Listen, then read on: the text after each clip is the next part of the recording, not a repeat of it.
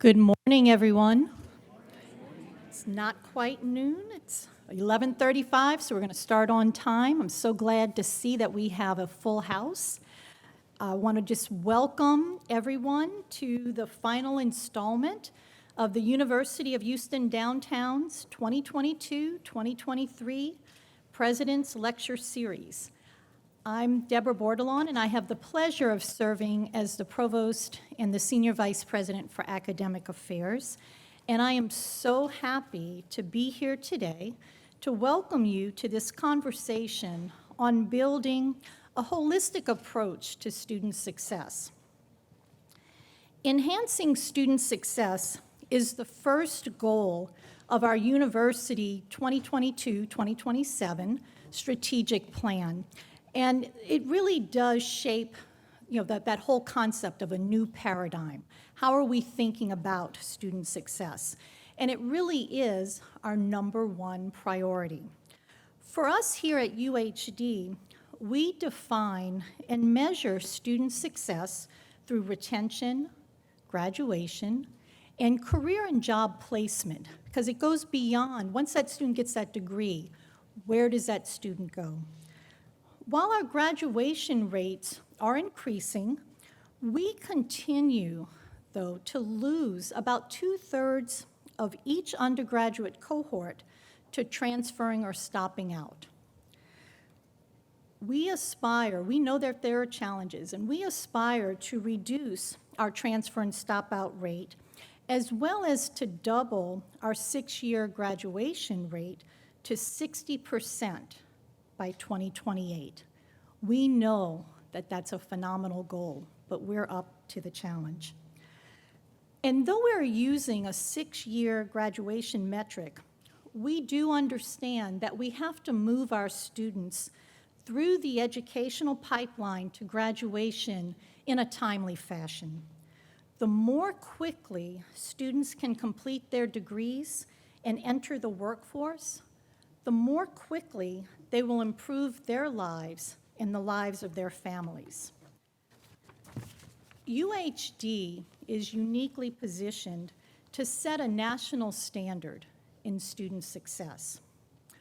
Over the last year, we have begun making substantial structural and organizational changes to address the issue of retention, including changing our approach to advising our students with a focus on a case management approach, a more holistic approach.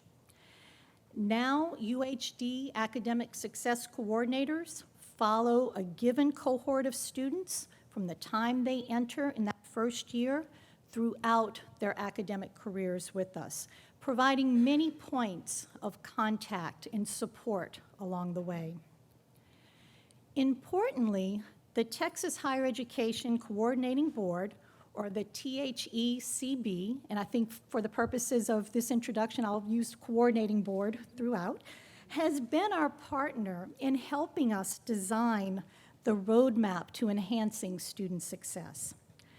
Last year, UHD was included in the coordinating board's implementation cohort alongside Sam Houston, Midwestern, and Tarleton State Universities.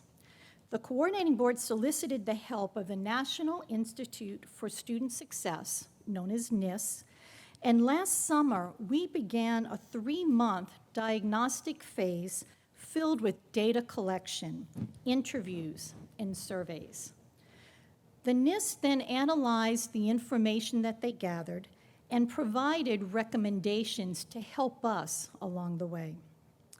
So now that I've given you some background on our initiatives to enhance student success, it is my pleasure to introduce our MC for today's conversation, Dr. Dakota Doman, who will be joining us in July as the new Vice President for Student Success in Student Life, known as 3SL on our campus. And Dr. Doman is coming to us from Texas Southern University, where he currently serves as the Chief of Staff to the President, and he is no stranger to the Texas Higher Education Coordinating Board. He served there as Senior Director for Strategy and Policy for College Completion before his current role. Dr. Doman also has served as Vice President for Student Affairs and Enrollment Management at Philander Smith College in Little Rock, Arkansas, Assistant Vice President for Enrollment Management and Student Affairs at West Virginia State University, and Director of Student Activities and Civic Engagement at the University of Houston, Victoria. He holds a doctoral degree in higher education administration from Texas Tech University and 2 degrees from Lamar University, a Master of Business Administration with a concentration in entrepreneurial behavior and leadership, as well as a Bachelor of Science in Biochemistry, so a well-rounded individual. Please join me in welcoming Dr. Doman. And Dr. Doman, thank you so much for being here today. Thank you. Thank you so much, Provost. I appreciate the introduction, and I look forward to joining you all very soon. Thanks to all of you for joining us for this critical conversation. It is truly my pleasure to introduce the panelists for our conversation on building a holistic approach to student success. I'm not sure if you all caught this during the Provost's remarks. I'm sure you did, but I previously worked at the coordinating board, and I will soon start here with all of you as the vice president for 3SL, which I love to say. And so today I am having the opportunity to introduce my former boss and my future boss. So no pressure, no pressure. Dr. Harrison Keller is the Commissioner of Higher Education for the state of Texas and the Chief Executive Officer for the Coordinating Board. He is a 6th-generation Texan with nearly 25 years of experience in state budget and policy, university administration, fundraising, building coalitions among higher education institutions, school districts, and policymakers. At the Coordinating Board, Dr. Keller has worked with higher education leaders, employers, and policymakers to develop and advance the state's strategic plan for higher education, building a talent-strong Texas.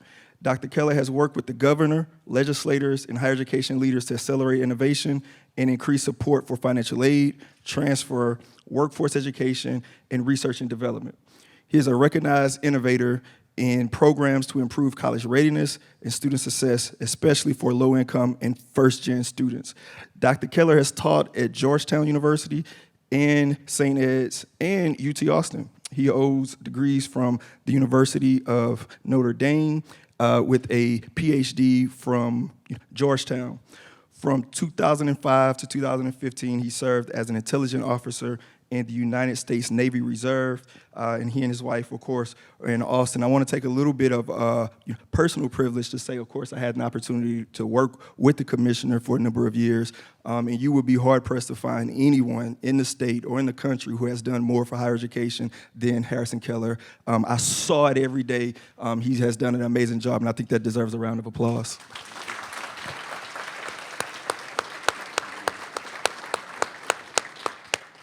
Next, this is an individual, of course, should not need introduction, but I take delight in introducing him. Many of you know, I presume, Dr. Blanchard, the current president of the University of Houston downtown.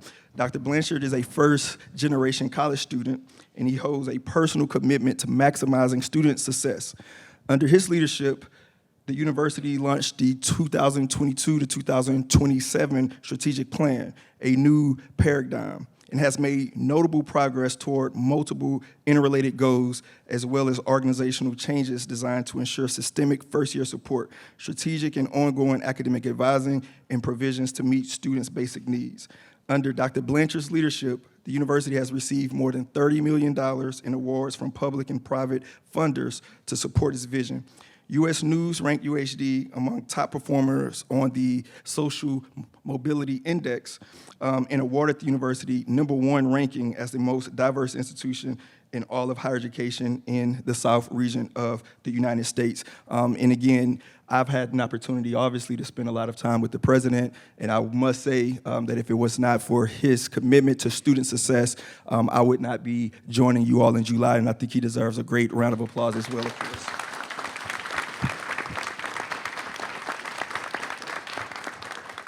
So we're going to dive right into the conversation. As our guest, Commissioner, will give you the first question. Talk to us a little bit about the work that the coordinating board has done around building a talent-strong Texas. This initiative has, shifted institutions of higher ed from simply focusing on expanding access to focusing more so on completion and attainment. Why is that an important shift in perspective? Yeah, thanks very much, Dakota. Thanks for your kind introduction, and I could tell you about all of the great contributions that this guy made to our work, and his fingerprints are all over our work on Talent Strong Texas, our work on student success, and I appreciate the opportunity to be back here on campus at UHD, and appreciate the partnership with the president and the provost. You all are widely recognized and rightly as leaders in student success, and we're proud to be your partner in this work. So one of our statutory responsibilities at the coordinating board is to develop and advance the state strategic plan for higher ed. This was actually one of the issues that I talked about with Governor Abbott in my last job interview before I got this job, is that we'd been with our previous plan a few years. It had been a little more focused on access and more generically on educational attainment, and just frankly, I didn't feel like you weren't seeing where it was getting that much traction within institutions or with policymakers. Well, then the pandemic hit, and what we saw is this, it increased the urgency to update our plans to make sure we had the right goals that reflected what the state needs from the higher ed institutions. And so, for example, like, our previous plans had really been focused on traditional age students. So the students that, if you look out to 2030, would be age 25 to 34. So we have, during the pandemic, we had hundreds of thousands of people who were suddenly out of work and needed more education and training, sometimes to get a similar job in the same industry. And so one of the things that we did is we expanded the scope of our plan to our entire working age population. So we expanded our goals for educational attainment from not just the traditional age students, but to Texans who would be up to age 64. So across our entire working age population, we set an attainment goal of 60%. But we want to make sure that we don't just count credentials or make up new credentials, and we're making progress. So actually, one of the important points of the plan, we'll talk more about it, is that Texas became the first state to condition our goals for producing credentials on the value of those credentials in our job market in Texas. So we want to make sure that all of the credentials that we're counting towards our state goals are what we call credentials of value, that they translate into economic opportunities, they translate into career paths that are going to help drive upward mobility for students and their families. And so that's one of the pieces of the plan I'm especially proud of. This was the result of consultation with hundreds of higher education leaders, employers, policymakers, but also we got input from thousands of Texans who we polled across the state and then distilled into this new vision for higher education for Texas. Thank you, Commissioner. Today, more than ever, there's an ongoing discussion about the value of higher education and the worth of having a degree, and you touched on that a little bit. What are your thoughts on this narrative, and how can and should we consider the status quo and the bureaucratic system of higher education, especially post-COVID, and what role does data play? And I'm looking at President Blanchard for that response as well. So first on there is this discussion, and that we had pre-pandemic, and then it's continued to accelerate about on the value proposition. Is the value really there? Is college really worth it? So here's just from let's look at the data. Our best projections about a year ago was that by the time we get to 2030, more than 60% of all the jobs across Texas are going to need some kind of education and training beyond high school. I can tell you right now that's too conservative, because what we have heard from the Texas Workforce Commission is more like 92% of net new jobs require education and training beyond a high school diploma. So at a general level, you'd say, well, it's sort of wrong on the facts to say that higher education isn't valuable, because higher education is essentially, it is increasingly essential to be able, especially to have a good job. But we shouldn't stop there. So what we need to do then, and looking into the data and what we're working on now with in partnership with the institutions, is looking more deeply at not just sort of the averages, but what drives value for individual students and their families. So again, I mentioned that we're focused on credentials of value, and not just because we say credentials are valuable, but because we look. So we look into the data about what are the wage experiences like that are associated with different kinds of credentials. And frankly, we see a lot of variability. You see variability by institution. You see variability, especially by program. You see also a lot of variability by the student characteristics. And so one of the things that we're committed to doing in the plan is not just this commitment to producing credentials of value, providing the data, making that available to institutions, to policymakers, but the data that we provide is disaggregated by race and ethnicity, by sex, and by income.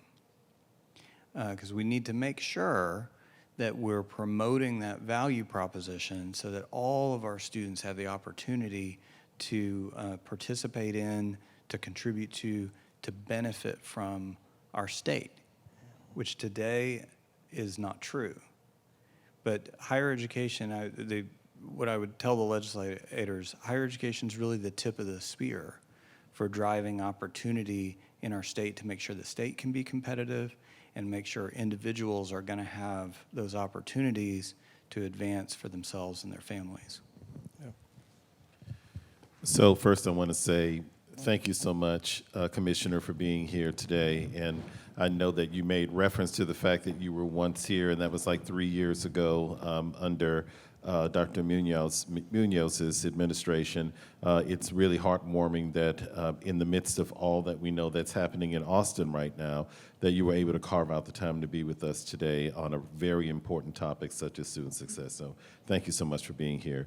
So let's start with the value of higher education, that certainly we recognize that the value of a four-year degree really stands taller than those individuals who do not pursue and or attain a four-year degree. We just recently heard in a study by Georgetown University that in terms of a baccalaureate degree holder, that they have a greater opportunity to ensure that they have sustained economic mobility, given the fact that when you compare to those who do not go on to get a degree, and that economic mobility then empowers them not only for themselves and their families, but their extended families as well. And then it also has a generational effect. Because as you well know, that certainly for our university, the vast number of our students, 70% of our first-time in college students are first generation. And if you even look deeper into the number of transfer students and graduate students that we serve as well, that they too are first generational. So when you think about the economic impact that means, not only financially for their lives, but for those that follow thereafter as well, that really matters a great deal. But I want to be clear about the fact that it's not just about finances, right?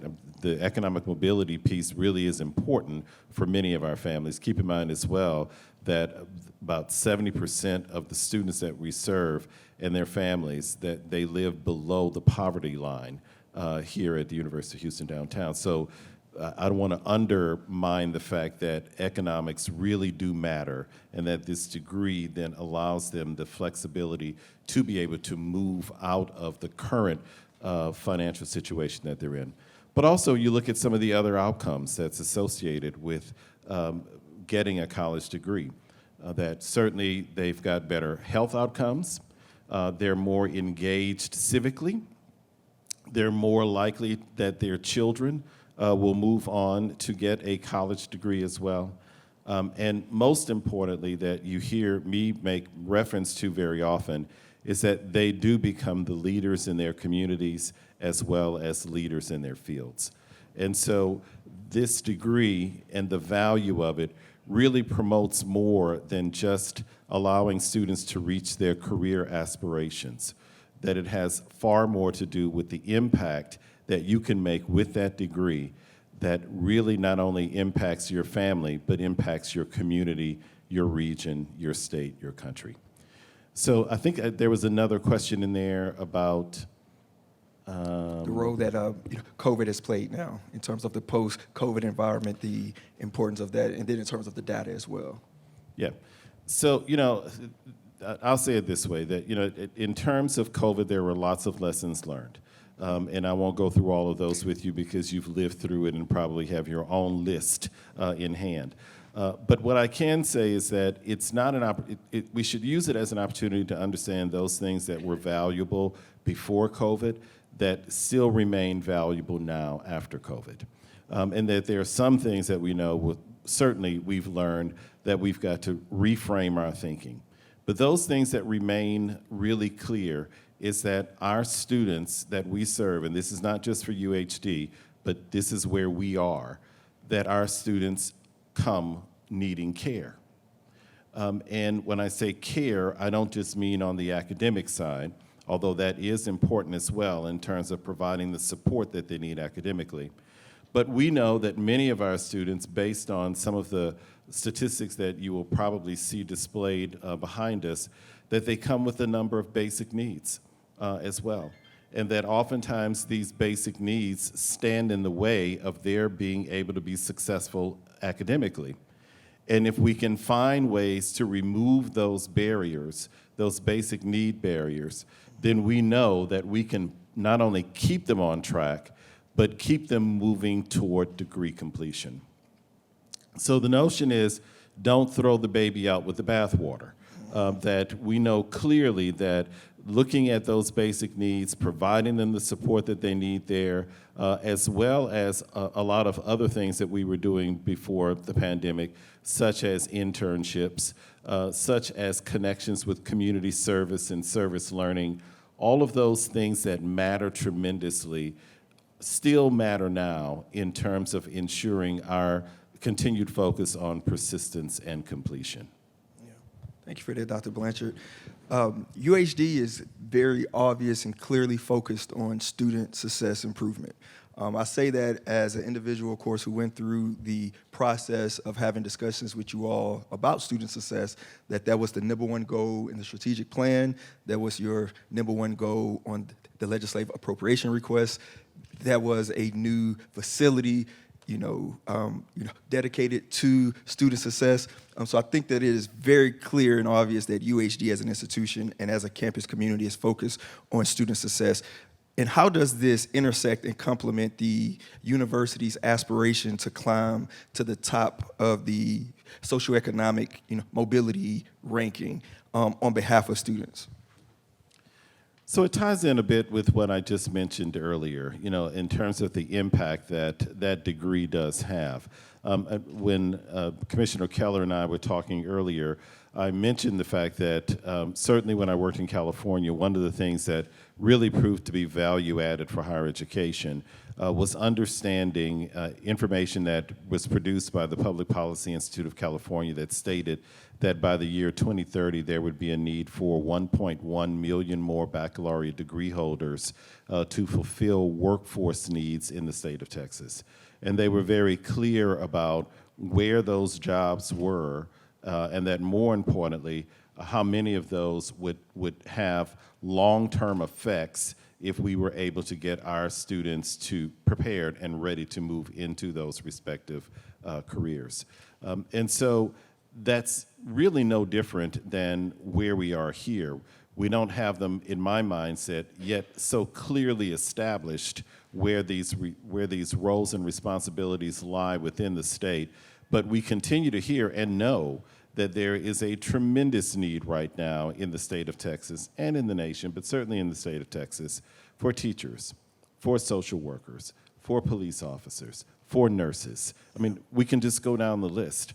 But that that these are roles and responsibilities that not only put them in good jobs, but more importantly, it sets them up and their families up for the future.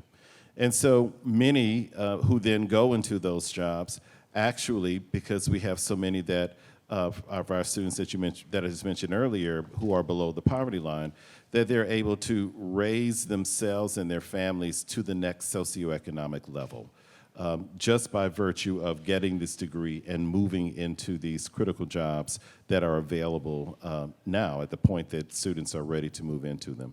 And that really is what socioeconomic mobility is all about. It's about helping them to move to that next level, but not just, as I said, on the financial side, but looking at the opportunities that it avails itself as well in terms of becoming those leaders. And so for us, we know that we're within the top 10% in the nation, which puts us at about 133 out of all universities in the country. But it also, for the state, we're at number 15 with respect to our being a socioeconomic mobility leader in higher education. And our goal within a 5-year period of time is to move that to the top 2% nationally, which would place us about number 30 in the country, but it would also place us within the top 3 in the state of Texas. And, it's a badge of honor, and we feel good about that, but we know that what that also means is that these are the graduates who are going to go out and make themselves proud and their families proud of the work they're going to do, but it's a direct reflection of the preparation they received right here at the University of Houston downtown, so we shine as well. Yes. Thank you, President Blanchard. Yes, I think that deserves a round of applause.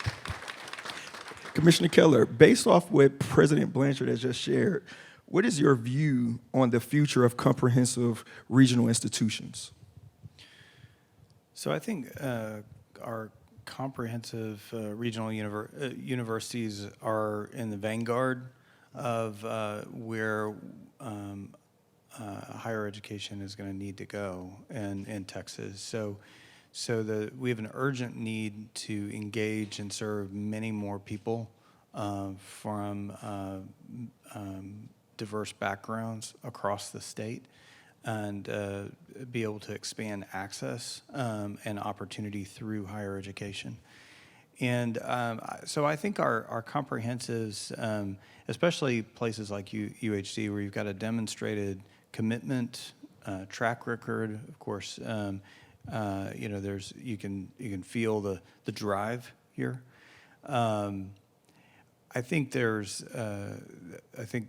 I see them as you all as one of the leaders for the state, and meeting students where they're at and thinking about what kind of support are students going to need. So the president and I were talking about earlier, and we want to be your partner in what comes next. At the state level, part of my job is to help us we develop the state plan, chart the course, advocate for the resources for the institutions.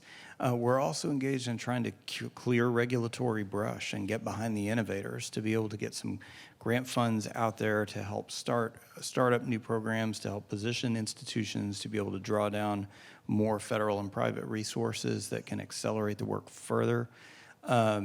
We are also excited about what we're doing on program approvals, to streamline program approvals so that the way's clear for institutions to rethink what those pathways look like for institutions, and think about embedding associate's degrees within bachelor's degrees, or embed other kinds of credentials that are recognized by employers into other more traditional degrees in some cases, so that you can enhance the value of those credentials for students and also for employers. So I'm excited about the work that's underway here. I'm proud to be a partner and to support the work that's, I was so excited in the legislative session to get out of Austin for a few hours and spend time with y'all. Because I'm inspired by the work that's underway here and by the direction that the leadership of this institution has committed to. Yeah, thank you. As we forge ahead in enhancing student support here at UHD, we're doing so alongside the National Institute for Student Success, also known as NIST. For the next two questions, we will focus on this work, and I'll start with you, the Commissioner. UHD is one of 5 in a cohort that participated in a diagnostic process leading to the development of a student success playbook. Why has the coordinating board invested in this process, and what outcomes do you hope will result in as a part of this effort? So just for a little bit of context, so one of the, maybe some of the only silver lining from the pandemic is that we were able to accelerate innovation on a number of different fronts within the campuses, but also at the state level. And for the state, a lot of that was fueled by that, and Texas is one of only a few states that focus more flexible stimulus funding that was available to governors on higher education. So Governor Abbott, in close consultation with the legislative leadership, they committed funding through the Texas Higher Education Coordinating Board, most of it for student financial aid, including emergency aid and other kind of innovative investments in student financial aid. So that was about $200 million just on the student financial aid side. And then overall about $100 million across the state that was focused on accelerating innovation within the campuses. And so we were able to stand up a new division of work through the coordinating board, where we have an assistant commissioner for student success. We engage institutions from across the state in an advisory committee. And then what we've been doing is investing in cohorts of institutions who are leaders in different aspects of student success, both to bolster their efforts locally, but also so we can learn together and benefit from their leadership to help scale more effective interventions.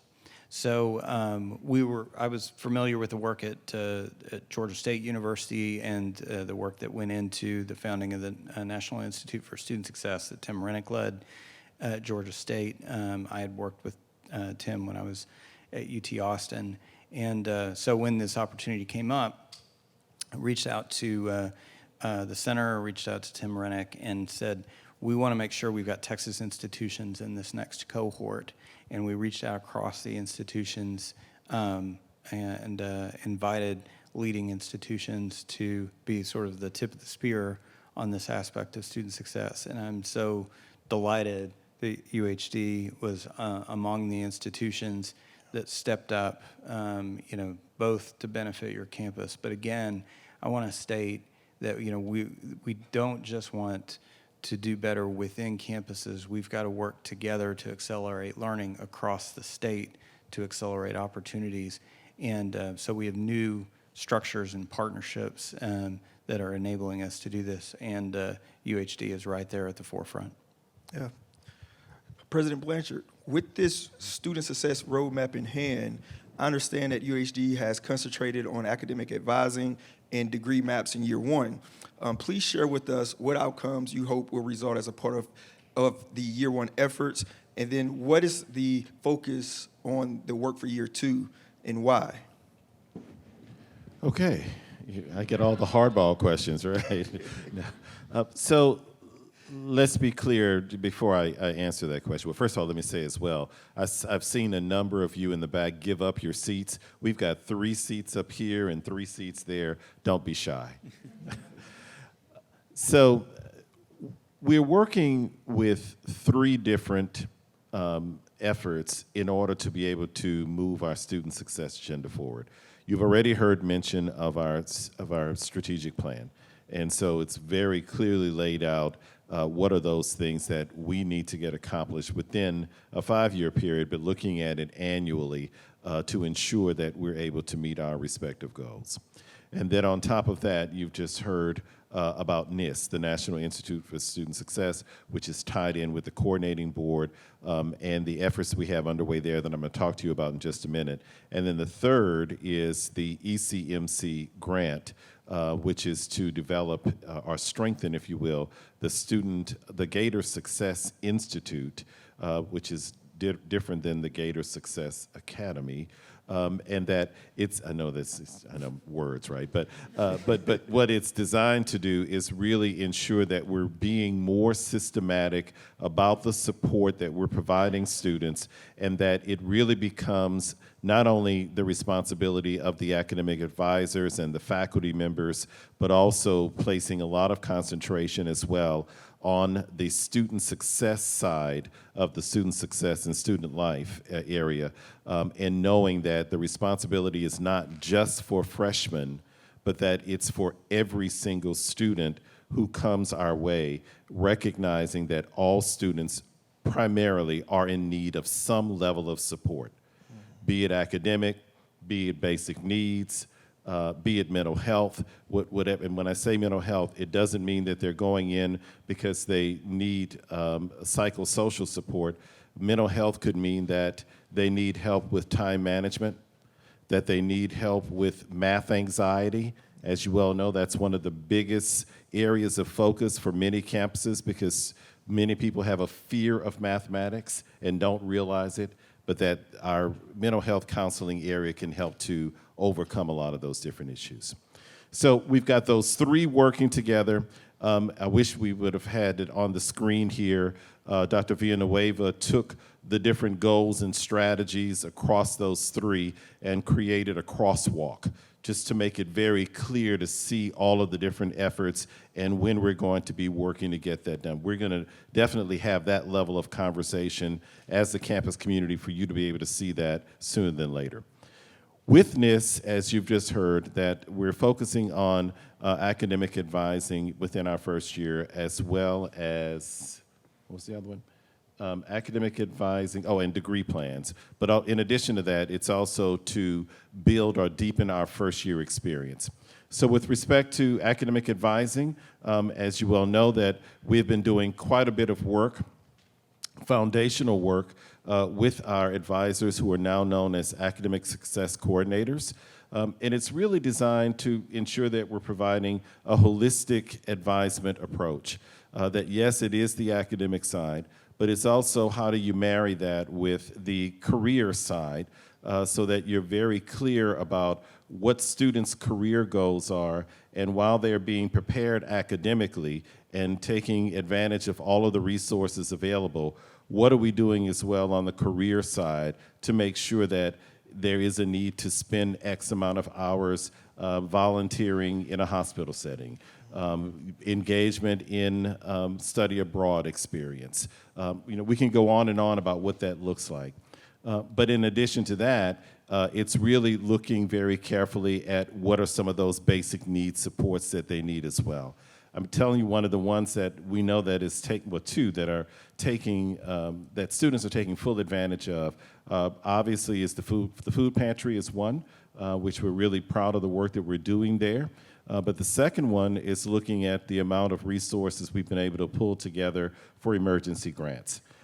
For those instances where students just have this one issue that if they're not able to resolve it, they're going to have to stop out or drop out in order to handle it. It could be a flat tire. It could be the fact that they've got one bill that's going to cause their lights to go off. It could be a variety of things that these students encounter that we want to keep them on track, and so they come to us and seek our help with an emergency grant. So, all of that is tied in with academic advisement. And our advisement period, because it's holistic advisement, to make sure that we really are as conscious as we possibly can be of all of the needs of our students and doing our level best to make sure that we're keeping them on track. This is from the time that they enter our door until the time that they exit. The degree maps are really essential as well. And so, most people would think that we would take for granted that a student has a roadmap before they even begin their programs. For University of Houston Downtown, we didn't have that consistently done across all areas, meaning that they were able to see from start to finish, semester by semester, here are the courses I need, here's what I can do if I want to finish it in 4 years, if I can finish it in 5 years, what does it look like, or 6 years. And of course, we know some go beyond that, but we'll stay within the 6-year frame for now. And so that is something that through academic affairs and the deans and the department chairs that they have worked through and created degree maps for every single discipline that we have here. That's now accessible not only online, but hard copy as well. For those that are the old school like I was, that I carried mine around with me, and of course it was all wrinkled and everything else by the time I got the 4 years done, but it was like a Bible. I mean, you just hold it with you and keep it with you. And then on top of that, it's not just the degree map, but we've also, the degree plan, but we've also done the degree maps. And the degree maps are where we're combining academic and career. The departments and the colleges have been very thoughtful about specific to your major. Here are the things that you will do academically, but here are some of the other areas that we're going to help you with on the career side as well. And so now students have access to both degree maps and degree plans, and we know that that's going to have just a fantastic impact on students in terms of knowing from start to finish, looking at the big picture, as opposed to going from parts to whole, you go from whole to parts and move forward. Then the last thing I'll say, and I don't want to be too windy because we probably have a number of questions still, is looking at our first year experience and being more systematic about what do our first time in college, first year experience look like, and more importantly, what do we need to add to it to make sure that these students are on the road to success. As we well know, as you've heard me say before, 70% of our first time in college students are first generation, and many of us are first generation as well. And we know that it took a lot of hand-holding for us to reach where we are right now, and that we are the ones now holding the hands of the students to make absolutely sure, especially those first-time students, that they know exactly what they need in order to be successful. And some of it is as simple as, I don't know how to get to my class, but don't get me started on wayfinding, right? We're getting better at it, But, and that we show them how to get to their classes when they first get here. So then they've got it burned in their minds, and so that's one less anxiety they've got to worry about.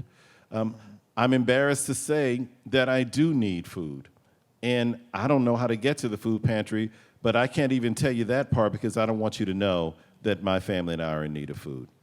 Yeah. We make it easy for them. And take them by the hand, walk them over. We know that it's a warm environment there. As soon as you come in, no questions asked, get what you need. Yeah. So it's those kinds of things that our freshman students need. And oftentimes, we take for granted that they're coming in with a strong knowledge base for what they need because they've had a high school experience. But a high school experience is very different than a 4-year college experience. And so that's what the first year experience program is designed to do. You'll hear more about that as well as we are putting the pieces together and finalizing it in order to be able to move forward. There are many other elements, but those are the ones that we're starting with. Obviously, you've heard a lot of mention already made about data and building the data infrastructure in order to be able to use the data to make meaningful decisions around student success. That is the next big anchor that we know that's tied in with NIST that we'll start working on. We've already begun working on it, frankly, and that we should have it in place by next year. So those are just a snapshot of some of the things that we're working on, and that more importantly, more in a visionary way, looking at building those structures of support, be it in terms of human resources, be it in terms of training, or be it in terms of data needs, to ensure that those are the main anchors that will help our student success agenda to move forward. Wow, those are some impactful practices. Those deserve applause as well. I want to underscore something you said, just to make sure that we all captured that. Years ago, the researchers really started uncovering this idea that students in higher education were being unsuccessful, not because they were not smart enough or not committed enough, but there was a need basic needs that were being unfulfilled. And so I think that that is very important, and I'm very proud that the institution is paying very special attention to that. So let's unpack that a little bit more. Let's have a quick discussion about the basic needs. UHD has been awarded a coordinating board student success planning grant in an amount of $50,000 to support the basic needs of students. And we've also been awarded $943,000 from the United States Department of Education to strengthen UHD's basic needs, infrastructure, and programming. I want to hear first from the commissioner as to the thinking of the funding allocated to institutions in this area, and what outcomes are you hoping will come with this type of support? So just to give you an idea of sort of how this fits in and what the structure looks like. So at the coordinating board, so what we've got our assistant commissioner for student success and her team. They support the Student Success Advisory Council. But here's what we didn't want to just sort of give out grants to institutions and sort of where we have 1,000 points of light across the state. Not that institutions wouldn't do great work, but then how are we going to learn about what's more or less effective? How are we going to scale those practices? So what we're doing that's importantly different from what any other state is doing is we invested pretty significantly in research and evaluation in partnership with MDRC. We also invested pretty significantly in technical assistance with who we talked about, the National Institute for Student Success, also with the Hope Center around basic needs, the Meadows Mental Health Policy Center, the Equity Accelerator at Indiana University. And so what we have done is we've given planning grants and then started to do implementation grants to institutions that are in clusters that are working on different priorities. So you have institutions that are working on basic needs, you have institutions that are working on drawing on how they're going to use their data and improving their advising more deliberately. We have a cluster of institutions that are working on mental health services where we've never seen so much demand, and frankly, no one has a scalable solution for mental health services at this point that's on par to meet the needs that we're seeing. So we're trying to take a much more deliberate approach in partnership with the campuses, not just to accelerate evidence-based practices, but support planning on the campuses about how they're going to accelerate, how they're going to focus their efforts, where they can draw on this attention, where they're better positioned also to draw down, like these big federal grants, to draw on additional resources to support the vision of the campuses. And this is also one of the areas, I'll tell you right now, in the legislative session that I'm advocating for continued recurring investment in our student success work. And a lot of folks are watching this across the country because this is not how you generally do public policy, right, in this area. Right. And in fact, the Department of Ed, we've approached them about also investing in that research development and innovation work to help amplify what we're doing in Texas, but also connect with some other like-minded leaders in other states. So together, we can learn faster what's more effective. We can start driving towards more having treatment protocols so that we can meet students where they are, where we can understand their needs, and where we can effectively help students stay on track and succeed and complete a credential of value. So that's the vision that we have, that we've been able to secure resources and support from our state leadership, and that what is most critical is those close collaborations with like-minded campuses, with visionary leaders on the campuses who are actually doing the work and pushing this work forward. Yeah. President Blanchard, knowing that the funding received will address critical areas such as social and financial and well-being challenges, talk to us a little bit about what this type of state support means for UHD students. Support of this nature is especially for the University of Houston downtown, where we are really working to strengthen our student success infrastructure. I can't tell you just how valuable that support is. Certainly from the state, it not only got us the resources to get us moving in a lot of different areas, but what it also does is that allows you to take a look at the plans that you have in place, and you know that you can actually implement those respective plans because you've got the financial resources to help you to do that. As you well know, one of the big pieces we've been working on here over the past year, and you just heard mention about how many people have been, or how many agencies have been supporting us this year, but really building our financial infrastructure. Because building that financial infrastructure then will allow us to be able to strengthen all of those other three big pillars that I just mentioned: human resources, data, as well as training. And so that has not been necessarily with ease, although people really are giving to the University of Houston downtown more than they've given before, because they now see the direction that we're taking. And that they see that our number one goal really is getting our students through this university and into not only meaningful careers, but the fact that they are also becoming the leaders for tomorrow. And we don't say that as lip service. We have clear, concrete evidence that that's what's happening with the value of a UHD degree. So this funding really helps us to continue to promote our mission, but also our collective responsibility, including our moral responsibility, to make sure that when a student enters our door, that they know that they've got all the support that they need to make sure that they graduate with a degree from this campus. Wow, thank you.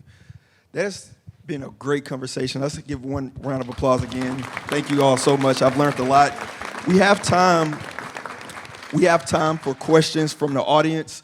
I have some questions, but I'll defer first to the audience to see if you all have any questions. We have a time for a few questions. I believe there is a microphone that can come to you, and I'll just ask that you would stand and say your name and then to say who are you directing that question to. So any questions from the audience? While you all think about those questions, I have a couple myself. So in either one can answer. How do you balance student accountability with compassion and understanding? And what does that look like?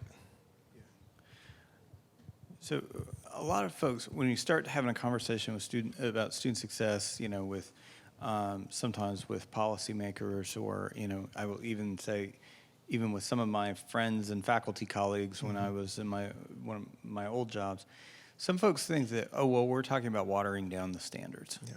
We're coddling the students, that kind of thing. That isn't what we're talking about at all. If students know that you care about them, and if they know that the support is there, you can ask people to do really hard things. Mm-hmm. And so what we're talking about isn't about like, well, we're going to make the programs easier. Mm-hmm. The vision is to raise the bar. The vision is to make sure that we're educating more people to higher standards. And they've got a clear line of sight to not just a degree, but a degree that translates into real value and career opportunities for them, that they're going to be able to add value on day one. Mm-hmm. Again, so that's not about coddling and making things easier. What it is about sort of setting the conditions where you're going to be able to make sure people can be successful in doing the hard things that they're going to need to do so they and their families and our state are going to be able to be competitive into the future. Yeah, that's great. Yeah, I agree completely. And when I think about the whole caring element and the dynamics that our commissioner just described, I would add to that the notion of belonging and the notion of knowing that you're valued as a student, and that goes hand in glove in my mind in terms of accountability, because you get greater outcomes if you have these students who really do know that they are being cared for and supported and valued and that they belong, and that their belonging has a whole lot to do with how we're engaging them, right? In all these different ways, be it within the university campus with clubs and organizations, Scholars Academy, we can go on and on. But also understanding that they also feel a sense of connectedness when we have them going and working within the community, and how valuable it is, because then they really can see themselves not only as good professionals, but frankly, we're in the business of helping people to become better citizens as well. And so when you commingle those, that really stands for the greatest level of accountability that we can ever ask for, relative to knowing that it starts with the care and support that leads to greater accountability. Yeah, indeed. I see a question in the audience. So one of the things I've been listening to, and it's been very impactful for me, is listening to the perspective that we have on providing the non-academic support so that they can be students can be academically successful. One of the things that emerged yesterday in a capstone presentation for the Master's in Data Analytics program was actually some interesting metacognition by the students themselves, because they're also a player in understanding where their gaps are in this new era of learning, because COVID revealed problems that we were moving toward as we moved more and more toward online virtual learning. So one of the things they were studying and developing was a tool for faculty. And the tool is understanding, if you're in the virtual environment, how attentive are the students? The major loss of learning that's been reported is about how attentive are they when they're in the class. We've known that for face-to-face for many years. Now the virtual space is even more complex and more allows for a lot more distracting. And so I'm curious about your thinking about the academic and student interface into this work, because this is where at the end of the game, they're getting a degree because they're academically successful.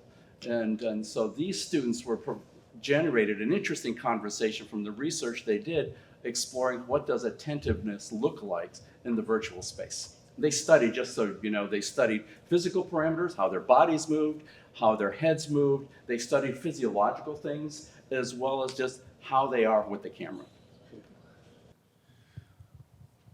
So a couple of things on this. So again, I mentioned earlier that I think that maybe the only silver lining for higher education in all the disruptions from the pandemic, this was the greatest disruption to higher education since the Second World War.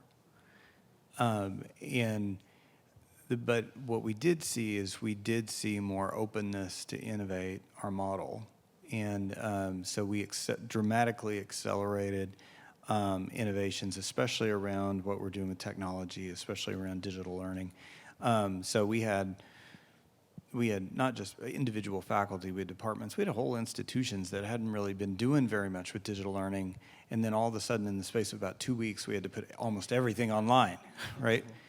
And if I would have gotten up here when I was here 3.5 years ago and said, I think we could put almost everything online in about 2 weeks, everybody would have thought I was crazy, right? And then that's exactly what happened, right? And look, not all was great, right? You know, there's this important distinction between emergency online instruction, right, and what high-quality digital learning looks like. Here's my biggest concern. I'm worried that we're losing momentum. I'm worried that right now, a lot of campuses feel like enrollments are up, we're kind of getting back to normal, we're face-to-face again, and you see campuses pulling back their investments in faculty support and their investments in digital learning. Right as, to me, this is a moment where we actually need to go the other direction and we need to increase the support, especially if we're looking at the pace of change in industry and if we're looking at how quickly AI is progressing. This is not a time to take our foot off the gas pedal. And I think of many, many institutions, my prediction is 12 to 15 months, we're going to see another wave of sort of kind of across the university administration about what we need to do. So this is a time that I think we need to lean in.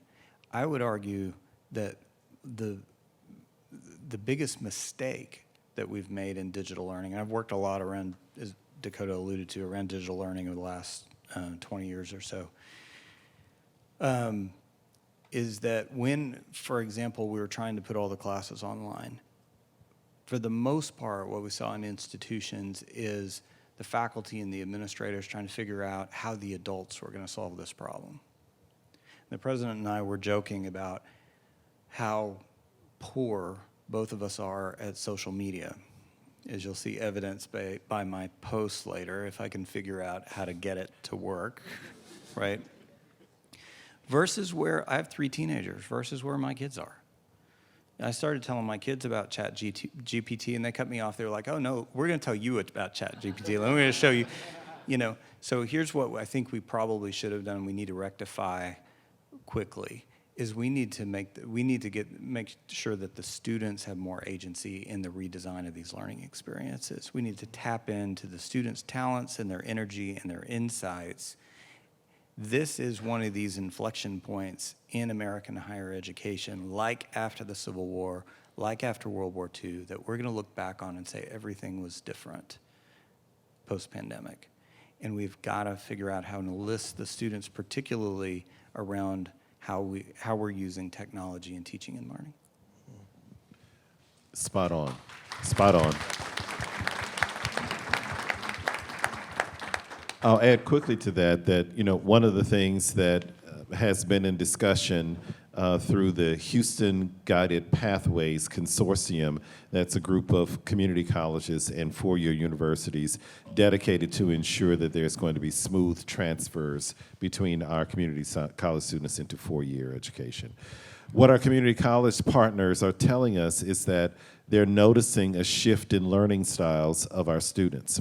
And that many of them are coming in now really wanting to engage more in independent learning opportunities, and that they're not as open to group dynamics, group projects, group discussions, and so it creates, if you will, a friction or a sense of tension between learning styles and teaching styles. And so this is something that we want to make sure that we're paying close attention to, not only on the faculty development side, but really just understanding this better, in terms of students really wanting this whole notion of, I can learn this on my own, versus let me learn through the benefits of inquiry with others. That is an interesting phenomenon that I know that we're going to have to find a way to reconcile.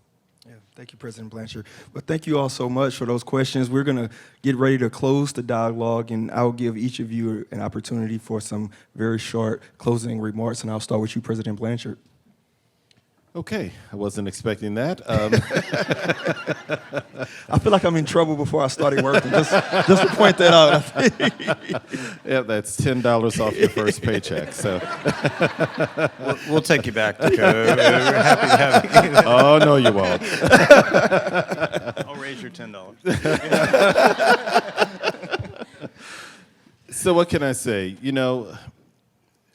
Student success is such a passion of mine.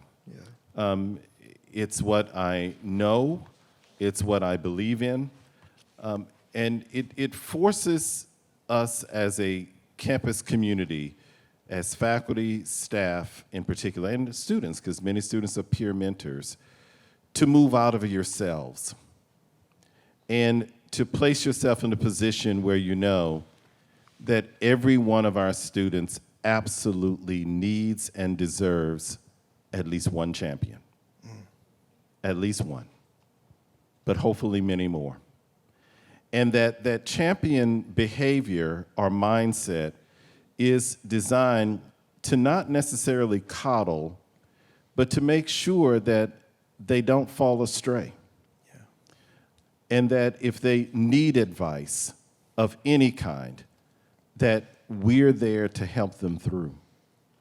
And that most importantly, understanding that, yes, it's the knowledge and the skills and the dispositions that we want to make sure that they're able to gain through our educational experience that we know that faculty are going to be working very hard on, but that faculty working in tandem with staff to make sure that they are able to gain that which they have come here for, which adds up to the value-added degree that allows them the wings that they're all here for, W-I-N-G-S.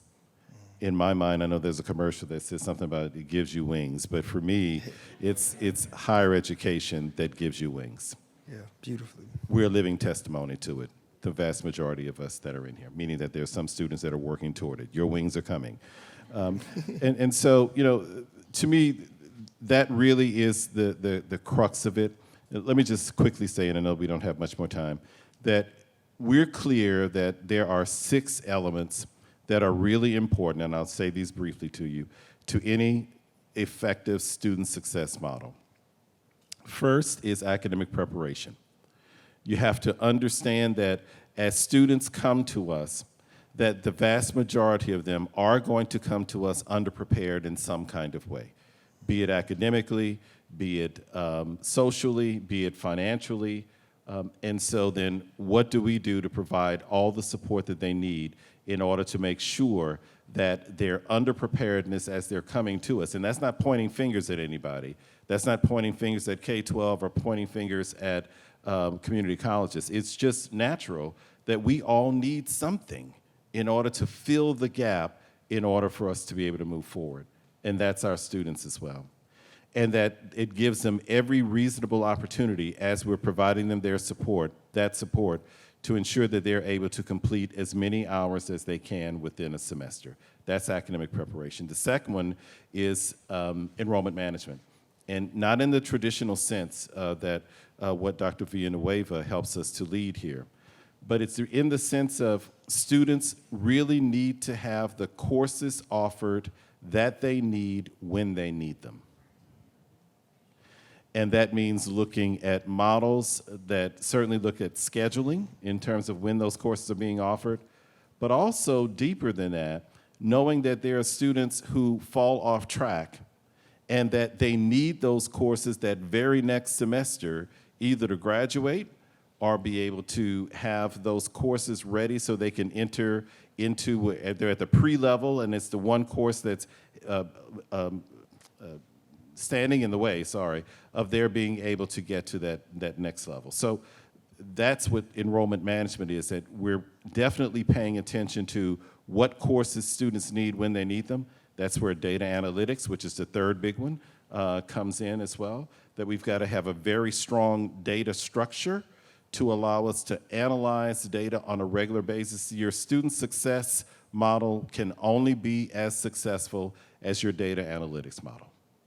Bottom line, if you don't have a good data analytics model, you can never achieve effectiveness in student success. The fourth one that you've heard me mention already is engagement and well-being. The engagement part is all the ways on the academic side and the non-academic side that students are being fully engaged and really feel a part of this community.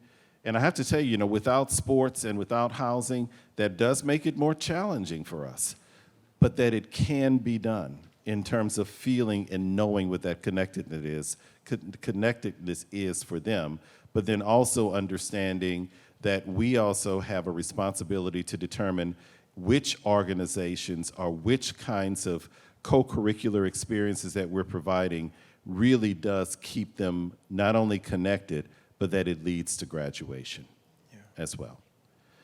The fifth one is removing administrative barriers. And that comes in the form of policies that we have and practices. I know that the word bureaucracy came up earlier today, and I tried to avoid the word because I know that we've got lots of bureaucracies that stand in the way of student success here at the University of Houston downtown. And our goal is one by one to make sure that we're getting rid of each one of those barriers. And some of them as simple as you've heard us say before, that some students are not allowed to register for the next semester because they owe $100 or $250. Well, who are we really hurting? we're hurting ourselves as well as the student. So how do we remove those barriers, keep that student whole, and keep them moving? And then the last one, I've got to cheat.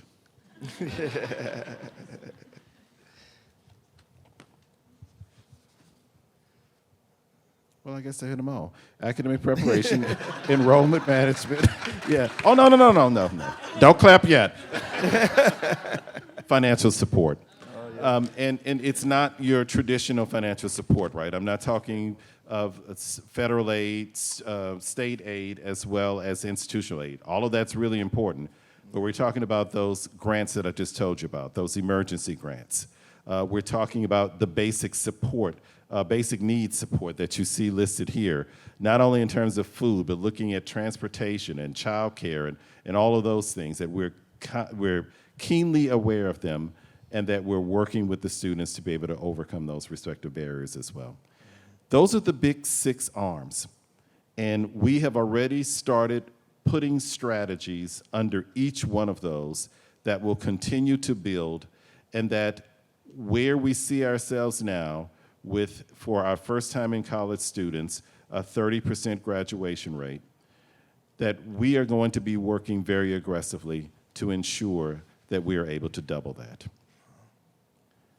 And it takes all of us here, all of us, to be committed, and more importantly, to know that it's the difference that's needed to help our students thrive.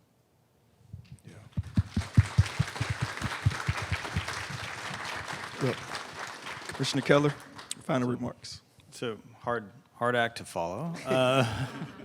But so let me say, if you zoom out, just to put this in perspective, and started to mention earlier, so there are a couple other periods in American history where the design of our higher education institutions and what we needed from higher education, where there was a disconnect.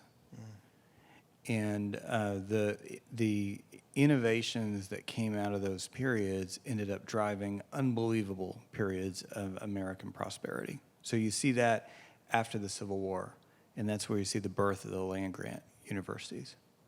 You see it after World War II, and we see the GI Bill and community colleges. Now we're at another one of these key inflection points, but something that's importantly different.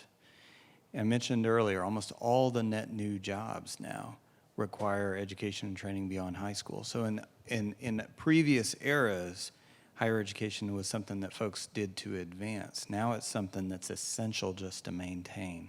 It's increasingly essential just to get a good job. That's importantly different.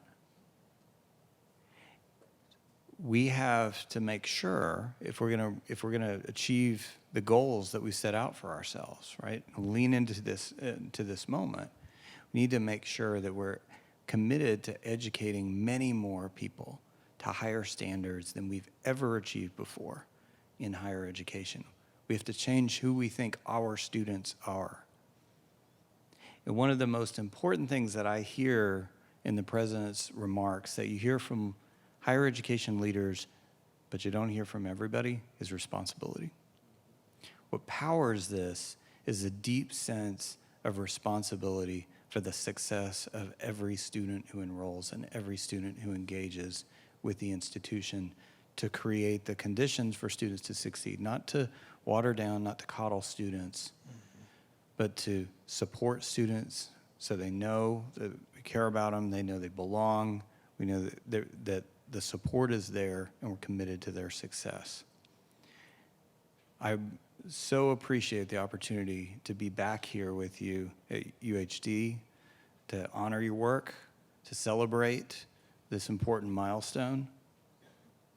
And I can tell you, I'm committed. At the coordinating board in Austin, we want to be a resource, we want to be your partner, and we're going to be a tireless advocate for your work, for your vision, and we look forward to our partnership ahead. Thank you very much for the opportunity to be here with you today. Thank you both. Thank you both. Thank you both for sharing your rich experiences, and thank you to everyone who's joined us for today's discussion on building a holistic approach to student success. The first time I had a conversation with both of these individuals, we spoke about student success, and so I know that that is their primary focus in higher education. I just want to say from the bottom of my heart again, thank you for both of the jobs that you all are doing for higher education and for student success. I am a Houstonian. Dr. Blanchard, thank you for your leadership here at the University of Houston downtown. UHD is Houston.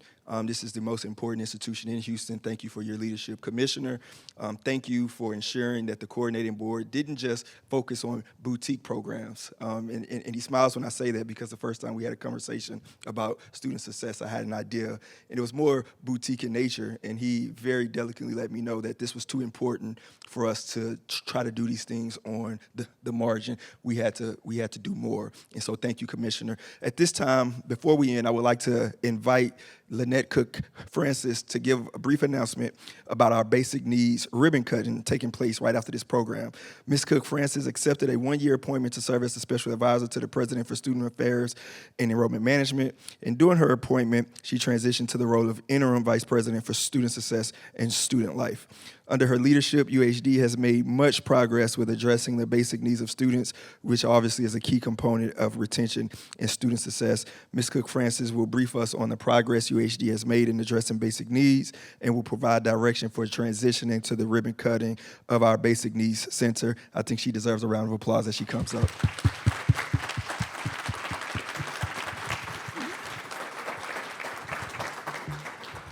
Hello, everybody. It's great to see you all.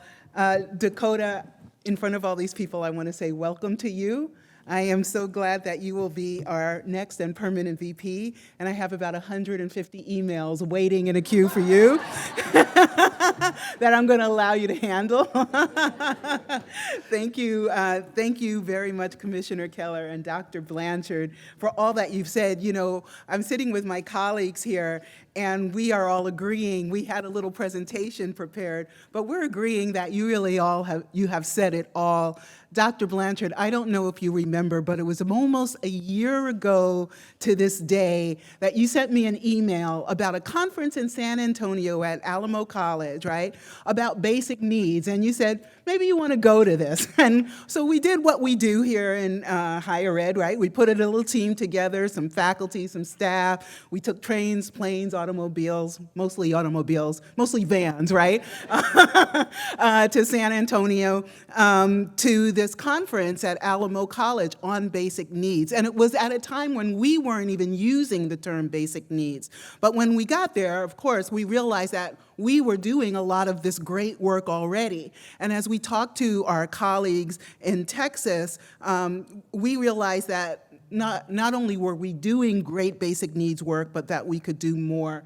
And this conference really spurred us into action to think about how we could activate what we learned. Basic needs is not just something that happens, or basic needs support is not just something that happens at universities like ours. All over the country, Harvard, Princeton, UCLA, all of these schools have basic needs programs now because of the cost of college, because of what's happening in the workforce, because of COVID, all of these. So when we came back to campus, we started thinking about basic needs for our students, and we started thinking about basic needs for UHD. What did UHD need, right?